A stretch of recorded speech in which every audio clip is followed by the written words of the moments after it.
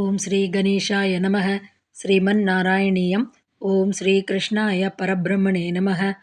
ದಶಕಂ 49. ವೃಂದಾವನ ಗಮನ ವರ್ಣನಂ. Journey to Vrindavan. ಭಾಗವತ ಸ್ಕಂದ 10, chapter 11, verses 21 to 36 is condensed in this dashaka. Shloka 1. ಭವತ್ ಪ್ರಭಾವಾ ವಿದುರಾಹಿ ಗೋಪಾಃ ತರು ಪ್ರಪಾತಾಧಿಕಮತ್ರ ಗೋಷ್ಠೇ ಅಹೇತುಮುತ್ಪಾತಗಣಂ ವಿಶಂಖ್ಯ ಪ್ರಯಾತುಮನ್ಯತ್ರ ಮನೋ ವಿತೇನುಃ. Word by word meaning. Bhavat Prabhava Viduraha Hi. Bhavat Prabhava, thy glory.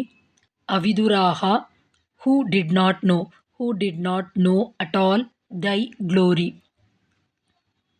Gopaha, the Gopas. Atra Goshte, in this Gokula. Taru Prapatadhikam, the falling of the trees, etc. Ahetum, without any reason. Utpataganam, as ill omens.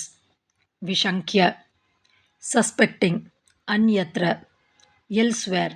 Prayatum, to move. Manaha, Vitenuhu, made up their minds. Full meaning. The Gopas, who were not at all aware of thy glory, suspected the falling of trees, etc., without reason in Gokula to be ill omens and made up their minds to move elsewhere. Om Tat Sat.